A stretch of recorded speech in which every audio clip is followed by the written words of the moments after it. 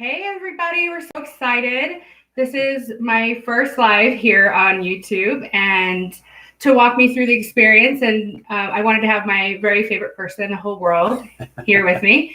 So this is Kacey Gardner and Stephen Gardner, and we're doing a special YouTube live tonight. So we wanted to talk about relationships. In the past, we've done lives on Steve's channel, and we really addressed a lot of the financial and stimulus package questions, which we're happy to open that up after we talk about relationship stuff. But that's the kind of stuff that rings my bell. And I know that that's probably more of what people in my community here want to learn about and talk about. So that's what we wanted to do tonight. Yeah, let's give some shout outs. Yeah. Got, Gretchen, Tammy, Hey, Angie, Kristen. Hi, Kristen. Jessica, Cecilia. Woo! So happy to have you guys here. This is so much fun. So if you have any questions, just so you guys know, I don't really come forward with it a whole lot, but my main business is I'm an intimacy coach for Christian women. And I rarely ever talk about intimacy. So I kind of wanted to talk about why that is. And it's really everything that gets in the way of really being known and letting yourself be known and really knowing someone else and feeling safe enough to do that. So if you have any questions specifically that I could address as a coach, and also have the male perspective here, you kind of have a really good, crowd to bring that up with. So. Hey, they think we're a cute couple. Oh, I think so too. All right. So, in preparing for this tonight, I got thinking, like, if I could really address one thing, and I only had you for just a short time, what would it be? And one of the most powerful questions that I ask my clients is, what would it be like to be married to you? Or to be in relationship with you? What would it be like to be your daughter? What would it be like to be your friend? So what would it be like to be your sister? So that's kind of what I wanted to address tonight. One of my favorite questions, and I laugh about this sometimes because I've been there. One of my favorite questions to get, and it tells me that my client is needing a little direction, is, do you work with men? And what they're saying is, can you fix my husband? Help, can you fix my spouse? I don't think I'm the one with the problem. I think it's my spouse. So anyway, if you find yourself struggling with the question, what would it be like to be in relationship with me?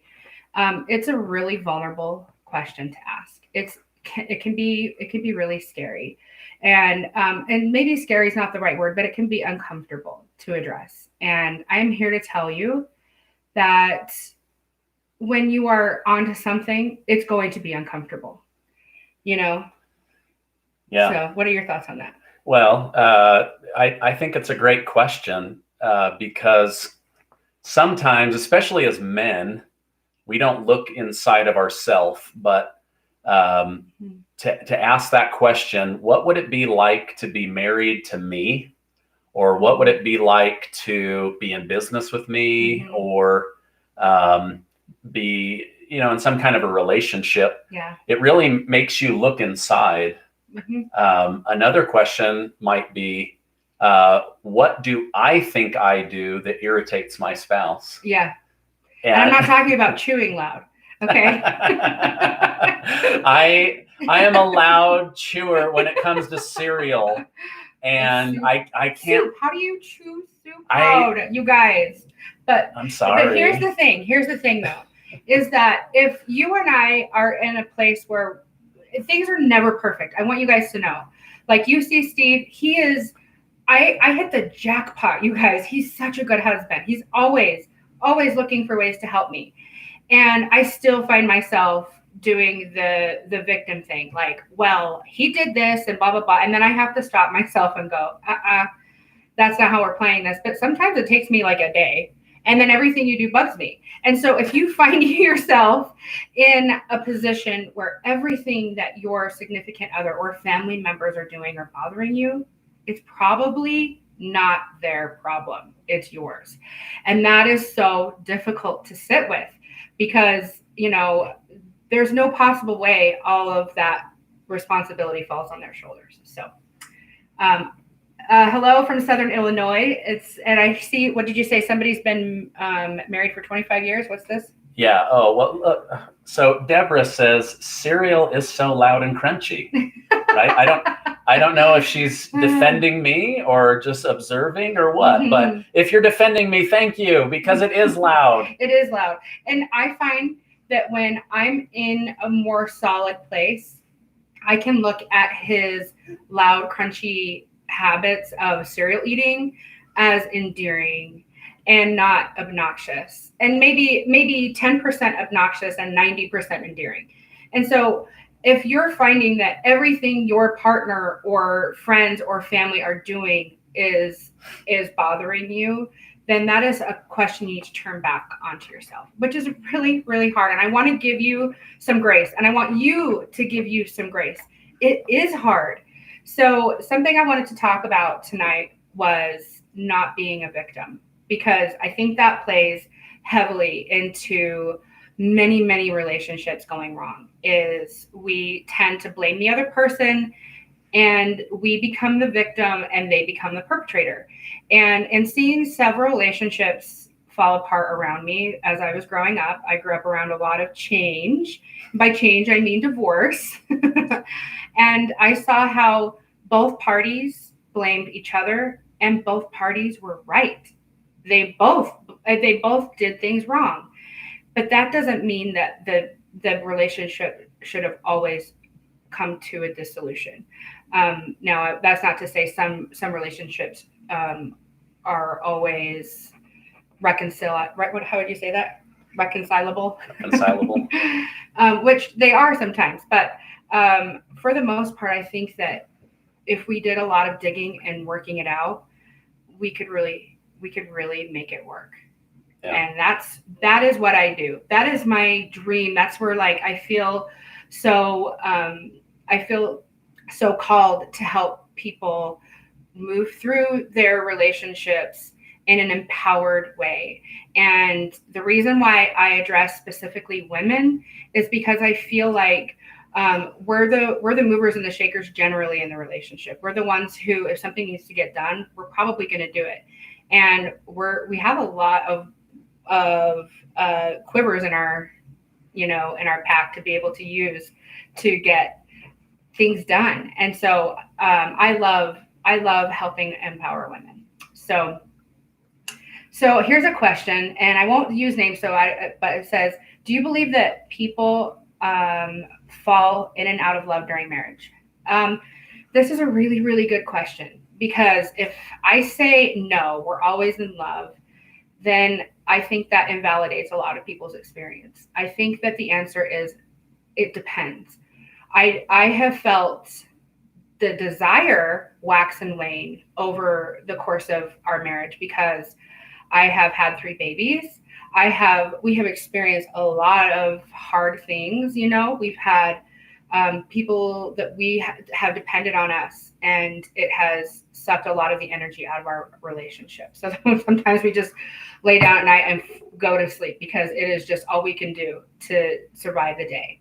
But I think that I read somewhere, and I wish I had it in my Rolodex in my brain of where I had read this, but I've read that you have 4 different marriages, and maybe it was Gary Chapman. It's the 4 seasons of marriage, and you basically are married to the same person in a different way at least 4 times if your marriage lasts more than 2 decades. So you have your honeymoon phase, and it's really fun and easy and hard and difficult and wonderful in all the different ways. And then you have young parenthood, and then you have parenting older kids, and then you have empty nester. Or if you have a non-traditional marriage, you have just being married and no children, and it's really has its own its own difficulties. So my answer to that is a very complicated yes. And it's okay to give yourself some grace and to um, fall in love with your partner over and over and over again. Find ways to have novelty. As Esther Perel says, like, there is no way you can have a best friend relationship and be in love with them. It just isn't. It doesn't happen. We should have a best friend, and we should have our spouse, and we should. I mean, I consider Steve the person. He's my confidant. He is so many things, but he should not be everything, or else that's putting too much pressure on this relationship. So what thoughts are you having, or what are you seeing? Yeah, just observing my own marriage and then other people. I don't know if I would say you fall in and out of love with each other, but I think you fall in and out of making your spouse a priority. I think you fall in and out of just juggling a lot of balls, right? Like, okay, I have a career, I have kids, I'm trying to go back to school, or I'm divorced and now I'm trying to raise a step family. And life can definitely get in the way if you don't make your marriage a priority. But you also have to look for the good in your spouse, because if you look for the bad in somebody, you'll find it, right? It's like the police. If a policeman follows you long enough, you'll do something wrong and they can pull you over. It's my favorite analogy. Yeah. It's so true. And the same is true of marriage, right? There's been times in our marriage where maybe I got too distracted because of work, and I had to become conscious of, wait a minute, my children need me, or my wife needs me, or what can I do around the house to be helpful? Like, there was one week I could just see that Kacey was super overwhelmed. I said to her, I want to do an experiment for 1 week. I'm going to do all the laundry, every bit of it, for 1 week. And you know what happened? I came out of there with a ton of empathy and a renewed appreciation for everything it takes that she, handles mostly. But also, I cleared her plate for an entire week so that she could focus on other things. So do you fall in and out of love? Yeah, maybe. But I just think you have different priorities. And if you don't keep your relationship as a priority, continuing to date, continuing to get to know each other. We've been married for 15 and a half years. I don't pretend to fully know her. Right. We still have to learn to get to know each other. One of the things on her website, I'll just give you a plug because I'm always trying to make her look good. CoachKacey.com. Yeah. So if you go to CoachKacey.com. Not right now. She has a thing for couples where, what do you have? Like 150 questions or something like that. And we take that when we go to dinner or when we do a home date, right? Where we'll get pickup or just make dinner. And then we'll tell our kids, go watch a movie. We're going to just be a couple for an hour or so. And then we'll just sit and ask questions and pull good ideas out of each other. She learns things about me. I learned lots of things about her. And there's things that we've forgotten too. And I think that maybe it's not falling out of love. I think it's forgetting what you already know. And that's a big part of what I do. Is some of the most powerful questions I can ask are, what was it that attracted you to your significant other in the first place? And there's always a good answer for that. And that doesn't cure everything. It doesn't make all of the hard, messy middle stuff go away. It just validates that you made a choice. And now, are you going to choose to love your choice, or are you going to choose to resent your choice? And this does not rely heavily on their behavior. This is something that you decide. And something that I try to empower women to know is that when we treat our choice like it is significant and that that our relationship is a priority, like Steve just said, that our spouse can track that. our spouses are intelligent, and we think as women they're just coming after us and pawing at us for intimacy or for, a quickie. It's really not that. That's a bid for connection that we miss sometimes because we're not paying attention to all of the other clues, and we get so stuck in our position as the victim. And that's something I wanted to address here. We'll parlay over into that. But we get so stuck in our decision that we are the victim and that our spouse is the perpetrator that we don't see that what they're trying to do is really just connect with us. Yeah.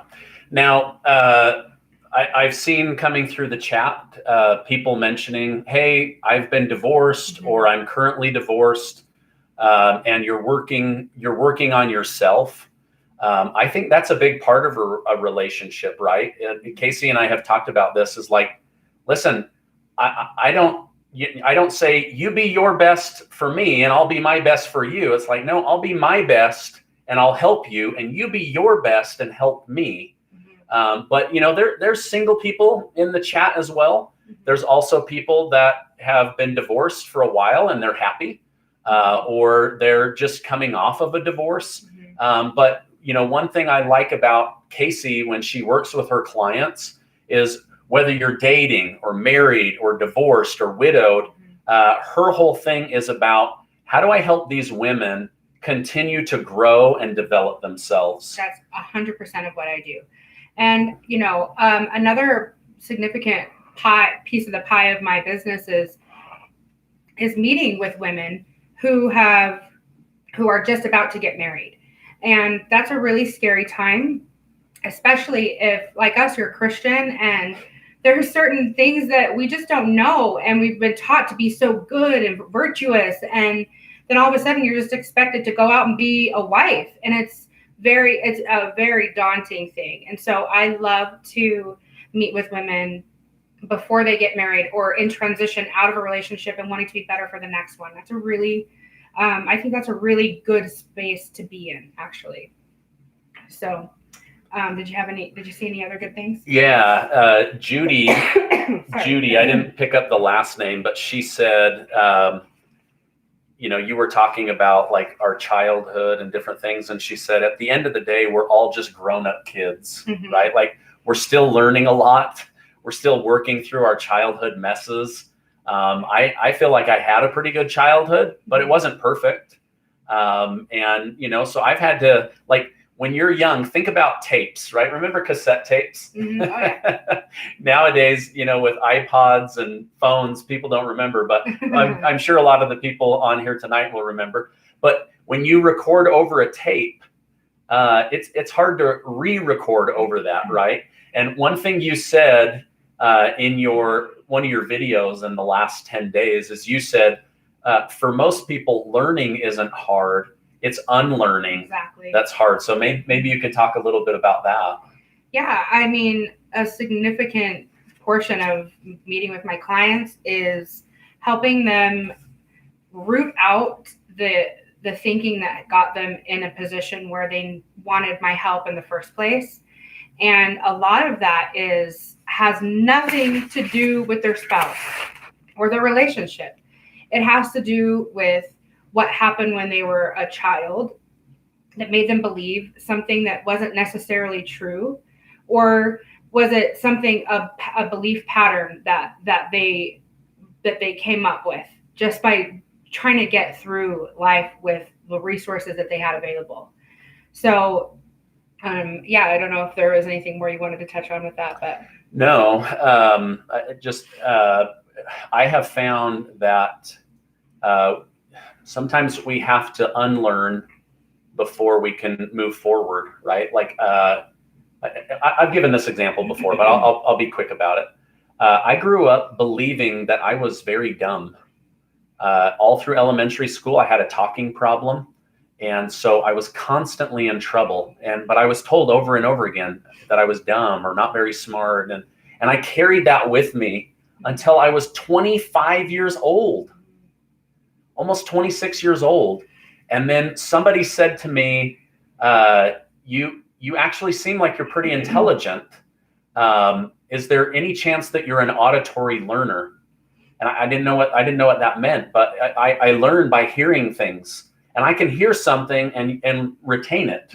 I'm not very good with faces or names, but I can remember people's stories or what they said. And so anyway, I had to unlearn that. It took a long time to unlearn that.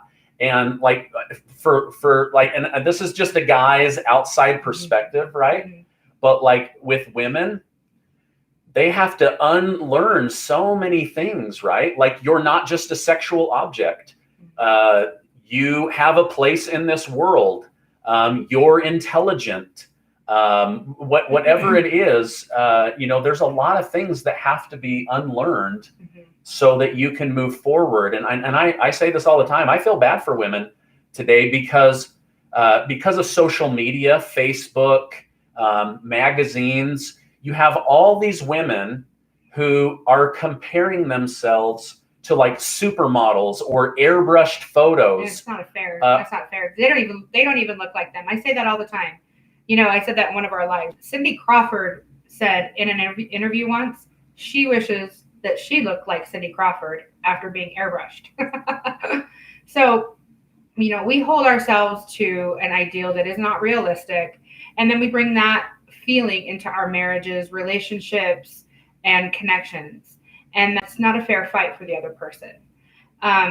Something that I talked with my client about, and I was going to do a whole separate video on this, and maybe I still will later on. Yeah, do it. Yeah, do a separate one. Something that I talked to a client about just last week was, she was saying, and the reason I'm thinking about this is some of your questions that are coming through about what do you do when your spouse is kind of behaving badly. And what I said to my client was, like, you have your space, your internal space, and your spouse has theirs, or your significant other, or the person that you're having this trouble with. You have these two different spaces. And I love design, I love decorating, and so I knew that my client did too, and so I knew this would resonate with her. But I said, imagine that you have your space, and it is like, the she shed that they have now, where it's like, it's all girly, it's all you, or what if you're not girly, but it's all yours. This is your space, and it is comfortable for you. And your significant other or the other person in the relationship has theirs. Now, when you come together, that's a separate space. You can then bring your best to this other new space and make it as inviting as possible to be there. If you bring hostility and resentment and judgment to this space, your significant other is going to react to that. They are not going to bring their best from their selves, their internal space or their room to you. And then you have this back and forth. You're never really getting a good connection. So think about clearing that room, having conversations. We have to start talking to each other and say, even if it's just a quick, I want to start fresh. And I heard this analogy, bring up this analogy. I want to clear this space that's a safe place for both of us to be. And I want to bring what's enticing to you to this space. And then invite them. You don't ever demand from them that they do the same. But as you do this consistently, you will bring this space will be a trustworthy space for them to bring their best selves as well. And then that empowers you too, because you're not trying to control them. You're not bringing your best to control them so that they have better behavior. That's like a parent-child relationship, and you don't want that in a marriage. You want to have positivity and goodness and a trust and connection there. You don't want it to be something that would be like a controlling or manipulative thing, because then it's not going to work anyway. So that's another little thought exercise that I feel, or at least for my client, was a very eye-opening thing for her. Do you mind if I talk about a few things? I would love it. This is Kacey's channel, but I just see a few things in here. Jean said, I don't want to get off topic, but I'm so depressed about the stimulus situation. And I am too. I am so disappointed in our government leaders, and I got to tell you this, and she'll back me up. There's days when I have to report the news, and it's so depressing and negative that I tell her I don't even want to do this today. I'm just like, I'm so sick of trying to explain away crappy government policy, crappy government leaders. And then she tells me, hey, somebody might need to hear from you today. Someone needs to be reminded that they're amazing. And I'm happy to get on and do it. But yeah, I hear you. I just cannot believe what they did. And I'm, hopeful that something will still come of it. I think the timing of it was just bad, with the presidential election. It's really, really, really hard. It's hard. The other thing was somebody said, I'm on the verge of homelessness. Any advice? My advice would be, if you're genuinely on the verge of homelessness, are you employed? Could you find a family member or friend to move in with? Even offer to pay some rent. Let them know it's temporary. I think most family and friends right now know that other people are struggling. Casey's brother went through taking almost a 50% pay cut with a family with 6 children. The wife was laid off from Delta. We were helping where we could. Her other brother was suddenly laid off, and he, took up some side work, and we were trying to push business to him. And so anyway, I just, I know not everybody has a lot of family out there. I know not everybody has huge support networks, but think about who your support network is and reach out to those people and just say, listen, this may happen, and I'm just trying to make sure that I have a roof over my head, but I'm not looking for a free ride. And then if you're not working, I know, like I said in my update today, there's more people looking for work in some areas than jobs are available. And there's other areas where there's a lot of jobs, but they're a pay decrease for you. I went through that. In 2007, 2008, 2020. I had to reinvent myself, go find a whole new career. So I don't know that I have a perfect answer because I don't fully know everything about your situation. But try your best to remain optimistic. So there's this balance between realistic and optimistic. And when pessimistic starts to push in, you've got to push pessimism out. Sorry, here. Yeah, I was like, hey. hey. Sorry, let me go this way. You got to push that pessimism out of your life. And I know that it's hard. I remember you might remember this. I called you in like 2008. I was not making enough money. We had all these medical bills from the birth of one of our children. And I don't usually use curse words, like almost never use curse words. Yeah. And I remember I called you and I was like, I feel like I'm losing my mind. Yeah.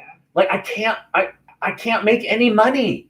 Like I'm working 10-hour days. I'm bumming rides from friends and family. And your mom. And like I was going without lunches. And like people would say like, hey, why are you getting a 99-cent Del Taco bean burrito again? It's like, cause dude, that's the only thing I can afford right now, And so, gratefully I had a very supportive spouse, and maybe not everybody has that, but every day I just tried to remind myself to be optimistic, but also realistic, and just work hard and do what you can. And at the end of the day, sometimes that's all you can do. Yeah. And but so anyway, I didn't want those to go by without addressing that you're not crazy. We know, and we know, like, I hope you know that, like, when Steve says on his videos that he gets it, I have seen Steve in some serious depth of despair. And I have been in my own depths of despair for different reasons. And I mean, thank the heavens we did have each other. But there were times where nobody else could have pulled us out but our own selves. If I could have done it for Steve, I would have, but I couldn't do it. And I think I watched Steve, and one of the things that he did really inspired me. And it's something that I recommend to my clients, and it's reprogramming. So I call it unearthing in my business when we are unlearning and then reprogramming. It's stuff that's really already there. It's already inside you. I believe, and I hope that you believe too, that we are intrinsically built to want to find goodness. And if that isn't the case with someone you meet, then something went horribly wrong. But we're looking for goodness, and we're looking for inspiration. We're looking for motivation. And if you just can reprogram by writing it down, something that I can tell, that I can see from a lot of the comments, that an exercise that would really help is, I'm sure you guys have all heard of it and maybe done it, and maybe sounds cliche, but it's cliche because it works. Write a letter you never send. It's something that is so powerful. Write a letter to the person in the government that you'll never have the opportunity to say something to. Write a letter to a parent that wronged you. Write a letter to a bully. Write a letter to somebody and never send it, because it's not for them. It's to get that out of you. That's all inside you festering. That doesn't belong inside you. Just get it out. And then write something positive. Write your goals. Write what you want to be. I read something yesterday and it inspired me so much. I literally got up off the couch and started doing a project that I had been putting off, that I was currently procrastinating. Okay. I was doing something. I was scrolling on Instagram. I should have been doing something else. And I literally read this and I got up and I just started acting. And it was, imagine the person that you fantasize you could be, and then start behaving like that person. And I was like, boom, Instagram, you just did yourself a disservice, because I'm out, I'm done. And I started getting busy, because I thought, if I'm going to be somebody who feels good and inspires other people to be good and to feel good, then I need to behave that way. And I always say it's something small. It could be putting the load of laundry that's getting wrinkly by the bed, put it away. It could be going for a walk. Could be calling a friend and asking, how are you? And not saying anything about yourself or your situation. Even if you're so depressed, I know it's so hard, you guys. I don't want to make this sound like it's easier than it is, because I have been depressed to the point where I was in the fetal position in the back of my closet, and Steve thought maybe I was going to die, because I'm a naturally optimistic person, and there have been those moments, those dark moments, and he couldn't save me from it. I had to get through it on my own. So I know that the last thing you want to do sometimes is make your bed when you're feeling like that. I know that the last thing you want to do when you're in the fetal position on the floor of your closet is to reach out or to physically move your body out of that position. But you just have to change one thing, and then change the next thing. And then once you look back behind you, everything has changed, because you did it. Yeah. Jim Rohn, who I consider a mentor, even though he's passed on, he said he had this really great, deep, gravelly voice like this. Jim Rohn. And he said, say it like him. Say it like him. I love it. He said, if you will change, everything will change for you. But there's some truth to that. Is sometimes we have to change jobs, change our thinking, change our expectations. Excuse me. But if we will change, everything will change for us, right? And I know a lot of people, and this is why you made a video. Yeah. Right now, so many people feel like they're in limbo, or they're just stuck, or, this is crazy. We've never lived in a time where in a 60-day period, almost 30% of the entire country became dependent on the government overnight. Yeah. It just happened so quickly. What a racket, man. And then the lack of stimulus since like March and April, like, come on. I could see why the governor of New Hampshire was so mad that they've done nothing. But anyway, I don't want to get off on that. But it's just people are feeling stuck right now. Yeah, I mean, it affects everybody. I mean, whether or not you're somebody who is affected financially from it, it affects the world that we're living in. It affects, the well-being of the people around us and the status quo of, the people that we, patronize every day in the stores. They're being affected. And if they're being affected, we're being affected. So let's give some shout outs to some people. I saw Jared Hayes say hi, and that's my baby brother. He's a baby brother to me by 12 months, but there's younger than me. Bernadette Evans from California. Mm-hmm. Let's see. There's Jared Hayes. Oh, hey. You two amaze me. Love you, big little brother. All right. Deidre, Kimberly, Deborah, Karen. Thank you guys for being on here. Oh my gosh, 277 likes. Hey, you guys, that is so awesome. Wow. I feel like we have made. I'm honestly blown away that this many people are here. I was not expecting that. This is my first live, and honestly, it could have gone anyway. And I'm really excited about everybody that's here. I love all of you guys. I want you to know I spend every day thinking about content that could bless your life. I think of things that I've gone through myself. I think of experiences my clients have had that could really play big in your life.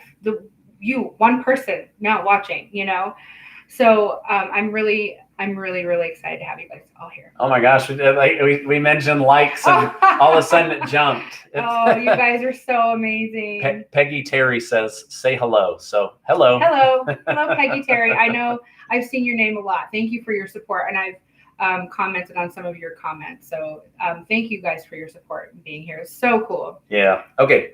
Let's talk. Let's go back to this. I didn't get the name, but she said, in the 5th grade, my teacher told me that I wasn't good enough and that I wouldn't amount to anything. I'm now 33 years old, and that still is in the back of my mind. I hear you, girl or boy. I'm guessing it was a girl, but it was a woman. Yeah. So, but so how do you? Let's talk about that for a minute. How do you move on from childhood opinions now that you're an adult? Let's just call it what it is. It's trauma. That was traumatizing for you, clearly, because it's still there in your mind.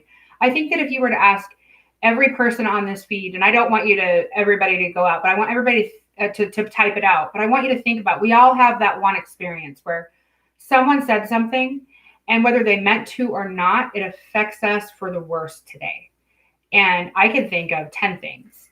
And I just don't, how do we let these things go? And I think it's what we were talking about earlier, is that we bring it up, we see that it's there, we recognize it. And I think an exercise that and I hate to talk about these exercises all the time because, it's a lot of work to heal, but something that really works, and it's something that's really vulnerable to do and really powerful, is if you have time, and you can do it now to the sound of our voices, is close your eyes and go back to your 5th grade self. And I want you to be the 33-year-old, okay? And put your own age there, or the age that you were when it happened. And I want you to sit with your 5th grade self and tell her that it's all going to be okay. And that that person that said that teacher was wrong. And that you would prove that she was wrong, because I guarantee you that you have affected somebody's life for the better. And that is not nothing. So I think that if we all take that experience and go with our current self and sit with that age person that was traumatized and tell them that happened and it sucked, and then and that it was going to be okay. And that despite that setback, that whatever that person said, it was going to be that you were still going to turn out okay. And all of those setbacks are part of your refining. Now, let's talk about refining for a moment, because I think that we're all in the refiner's fire right now. What is refining when it comes to a material, Steve? Do you know? Fire? Yeah. Yeah. So the process of refining metal, for example. Okay. When you refine a metal, like let's say what? Someone said, grow a beard till we get a check. I can't grow a beard. This is the beard. He's so my little baby face. No, I mean, I can grow a little bit, but I look like most fifth graders now. Oh, that's so funny. Cute. Sorry, it made me laugh. Thank you, Laura, for making me laugh. That was good. Sorry, I did that too. But when you refine a metal, what you do is you put it in the fire, and then you burn all of the impurities out. And then that metal becomes pure and purer the hotter it gets. And when good steel, when it's refined and made into good steel, they get it hot, and then they pound the crap out of it. They pound it over and over and over while it's hot. And I feel like I'm kind of interested to see what happens to the American people after all of this is done, because I think that we're going to have the greatest generation the world has ever known come out of this. And it's going to be people like you who are tuning in right now, who are wanting to better themselves and asking these really good, insightful questions. We are the people. We're the people right here, and our children and the next generation, they're going to know hardship in a way that I know that people, the millennials, didn't know. Millennials aren't going to be the millennials anymore. They're not going to be the cushy ride kids anymore. We've all experienced some really difficult stuff together.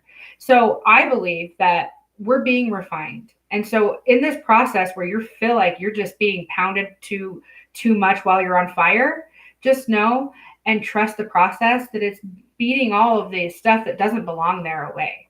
So like we talked about in my last video, let go of it. The quicker you let go of the things that don't belong, the purer you will become. And I don't mean pure in like a virginal sense, but I mean in like that you know what your purpose is. So did we have any other questions? I see so many good things. And I know that there is the hurricane coming through, and we are praying for that. That is, I mean, there's just so many things. It's not funny. It's just, I can't believe we have fires and hurricanes. And back in March, we had an earthquake here that about turned everybody upside down. It was really hard. I remember going through hard times, and somebody said, oh, but you'll have all this growth, right? Mm-hmm. And I remember thinking, I don't want to grow anymore. I want to be done with these life lessons. Like I'm ready to enjoy life again. And No, and the thing is in the moment, I have a friend who lost her little boy, and it was such a difficult time. And I remember sitting with her in her car, and shortly before that, my nephew had passed away. And so we kind of connected on a different level because we could understand each other. Now, I understood on a different level, and I was a little bit more functional because it wasn't my blood, like my child that passed. But I think that she just needed to know there was somebody else that could validate her suffering in a way that, maybe somebody who hadn't experienced that would be able to. And I remember sitting there and saying something trite like, I know that it's going to be okay. And because I was just trying to make her feel better. And I'll never forget what she said. It doesn't help right now. I just need you to be here with me while I'm sad. And I remember thinking how brave she was to say that to me. But it changed me forever, because I want you guys to know that if you're experiencing something, I'm not going to be Pollyanna and tell you that, there's a rainbow on the other side of this, even if it is true, but that it's okay to feel what you're feeling right now. Let yourself go through the motions of feeling the sorrow and sadness. Just don't live there. Don't make a house there. Don't build your community in the suffering, because that is something that will keep you stuck. So give yourself some grace and pick yourself up and look forward. Yeah. I wanted to, okay. Somebody on here said that they're feeling bad that they have no other option but to file for bankruptcy. Let me talk about that for a minute. Bankruptcy sucks, and it's embarrassing. And I want to tell the person, because I didn't see the name, like, please do not let it define you. Yeah. Bankruptcy is there for when life knocks you down so hard you can't get up without bankruptcy. And so I don't want it to define you. I want you to go through it and then let it go and then move forward with your life. And it will be a blessing, I believe. I think you'll look back and go, man, I hated that I had to go through that, but it allowed me to pick up myself and move through life again. So anyway, I know bankruptcy can be embarrassing. I've had friends go through it. I was on the verge of it. 10 years ago or something, when it was after the Great Recession. You know, I tell people all the time, the Great Recession kicked our butts, and I'm not kidding, man. It was hell. But we were able to get through it, and we didn't file. But whenever somebody tells me, oh, I'm so embarrassed or I'm ashamed that I have to, and I just have to remind them, bankruptcy is there for a reason. Use it and then move forward. Don't let it define you. That's not who you are. You're not bankrupt, right? Your finances are. Right. Oh, that's so good. Yes. Oh man, so put that on a t-shirt, right? Put that on a t-shirt. But anyway, I know that people go through hard times. There's people right now that are feeling shame because they can't pay their rent. They're feeling shame because they're on food stamps for the first time. They're feeling shame because they've been let go. Heck, I remember, like 10 years ago, I got let go, started at a new company, did so well, they let me go again right before Christmas. And I had to come home to Kacey and the kids and tell her, there's no Christmas this year. But we survived it. And I wasn't, and I speaking from the relationship part of that, I want to let you guys know how our marriage survived. We short sold a house. We have been through some serious financial things. We're both entrepreneurs, and being an entrepreneur is flipping scary. Okay. There are some risks you have to take that I'll never let somebody shame me for the risks that we've taken, because there have some of the greatest blessings in our lives have come because of those risks. And also some of the things that the shame has come because of those risks. But I think that most of the growth for both of us have come there. Now, speaking as a wife on the other end, I was prepared, I think, by being raised by a single entrepreneur father and a crap ton of brothers, that, I was prepared for that moment when he came home and said, there's no Christmas. I thought, this is part of the deal. There will be Christmases in the future. And let's be real, like, we have so many layers deep of people that are concerned for our welfare that there would never be a Christmas. We'd have to burn some serious bridges for there to not be Christmas to have happened. But we were taken care of, but we didn't know it in that moment that we were going to be taken care of. So as the wife sitting there with my husband, who is making a bid to me to say, will you still love me, even though I can't provide what I believe a husband should provide right now? And there was nothing about my countenance, my demeanor, or my words that would showed him that I ever lost trust or faith in him. And that's, if I had, then he'd have gotten a job the next week, because I would have insisted on it. And sometimes that's the right thing to do. Yeah, sometimes it is. But I just, you guys, I live in a place where, in my heart, where I try to be connected to God, and I try to fine tune that connection. And I tuned in and I was like, you've got to lead us. We're going to make a choice to keep going. And if it's the wrong choice, let me know. because I'm going to support this. And so we moved forward, and it has, not always been financially a blessing, but I think our family has been blessed. So. Yeah, absolutely. Before we end, are there any questions that you guys want to ask about us or about life, or that could give Kacey some ideas for future videos? I saw somebody said, "Hey girl, when's your next video dropping?" I did see that. I think it was Ashley. Hi, Ashley. I'm so grateful for your support. You're one of the OG followers. So I will be doing a video this week. I will be doing it on Friday. So look forward to another video dropping on Friday. I have some content that I am kind of fine tuning. So I'm excited to drop another video. So let's see. Will you adopt me? Oh, Shelly. Yes. Come on down. Let's see. How do I get through a difficult person to communicate with? My husband is difficult and has difficulty speaking up, expressing himself, and rather stay quiet. I thank you for asking this question because it is so common. My husband is the anomaly in all of my friendships, and not all, but most of my clients. He is very talkative. If he has something on his mind, he's probably going to say it. He's very communicative.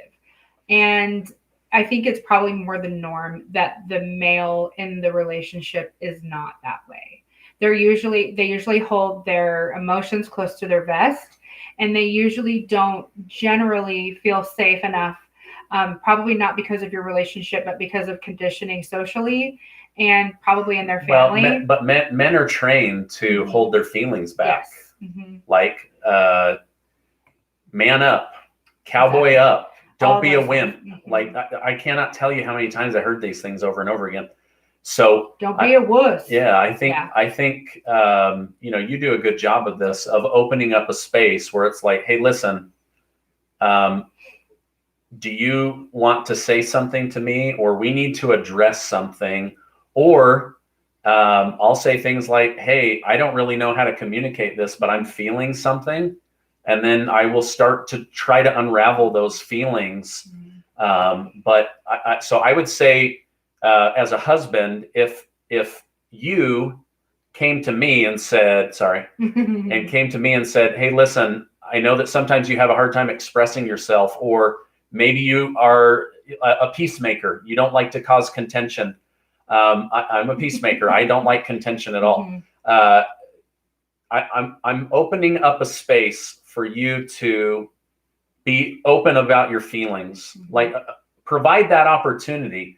Let your husband know it's okay, right? Because he's fighting things. Now, that doesn't mean that men should be a bunch of, crying all the time or whatever. Like, there's times for emotion. There's times for sadness. There's times for happiness. But men need to be told that it's okay to express themselves emotionally. But sometimes men need a woman or their partner to provide that space to be open about how they're feeling. I love that. And this is the key. When you open that space, it has to stay safe. So if your spouse says something like, and this is really simple coaching, is like, I actually would like to have one session with a couple just to help give them some training on how to have a conversation. And maybe they don't need it if they just listen to here. Okay, listen to this, or share this with your significant other. When you use language like always and never, you always do this, so I feel this, or you never do this, so I don't feel this, or I do feel that, that's very accusatory. Your spouse, and try this out, it's very fascinating. If you say, when this happens, I feel, they can't tell you you don't feel that way. So they could say, oh my gosh, I didn't know you felt that way. But if you say, you always do this, so then this happens, it's like, no. If you say, when I come home from work and I'm bombarded by the children, and then I can tell you're overwhelmed, I feel automatically overwhelmed too. And so that there's not this space available. You can just, I mean, that probably would really suck to hear that, but it's useful and it probably could help, okay, well, I know that when my husband comes home, maybe I can just literally and figuratively clear the pathway for him to have a space available. So sometimes it's just literally saying, okay, I need to make, and not to say that like when 4:45 hits and your husband's coming home, you're stressed out because he's going to be stressed out of coming home. But you have to make sure that you're creating a space where you both can bring your best selves. And sometimes you just might need to practice at night when either the kids are in bed or the phones are away and everything is quiet. And I'm always sorry speaking about with little kids because we're so busy in the middle of it, but I know not everybody here is. Yeah. And this is true of not just marriage relationships. But if you can get the conversation going and use language that invites that person to have safety or validation in their feelings, that will help him come forward with more readily with his feelings. And I've seen miracles happen as you just change one tweak, one little thing, which is when you want to go to say, he never does this, even like stop complaining to your girlfriends about how awful your husband is.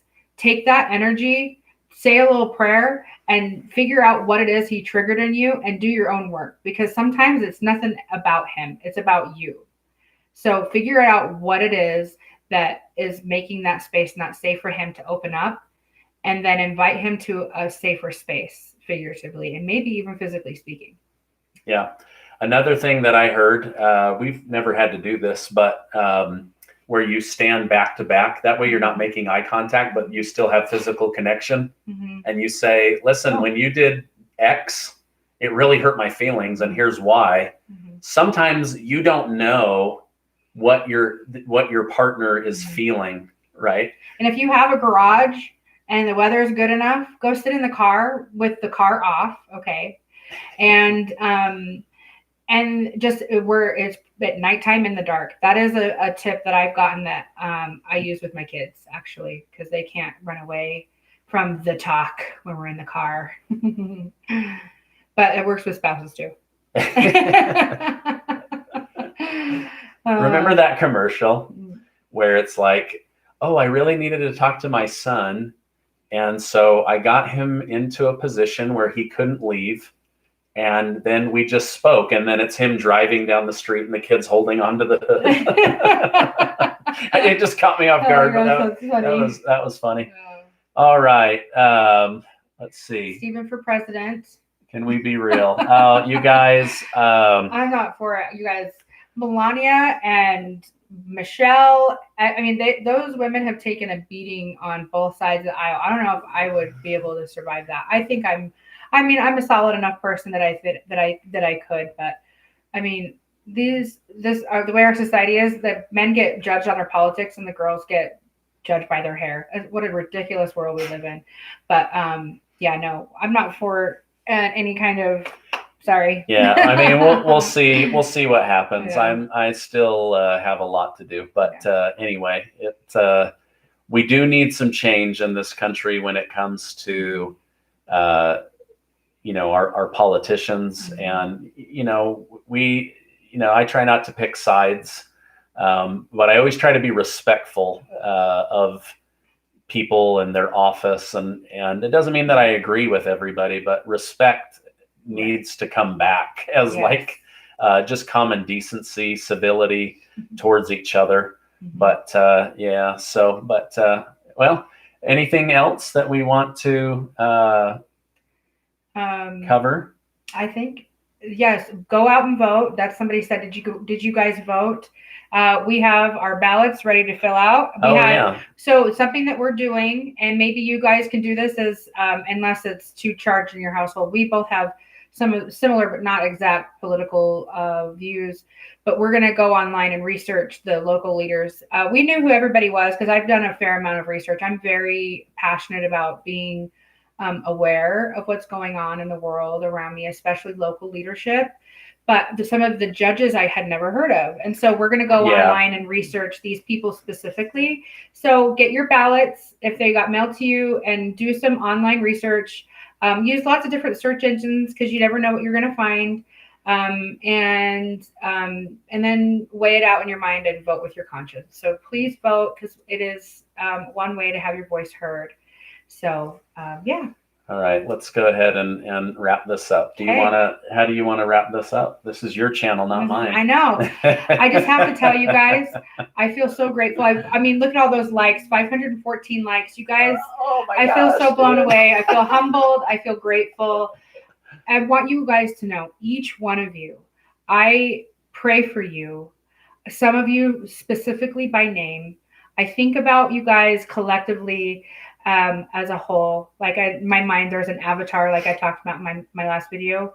And I think about you all the time, and I want you guys all to be well. And I'm grateful that you're here today. Thank you for listening to Steve and I. You guys are the best. All right, hold on. I want to just end by saying that you are amazing.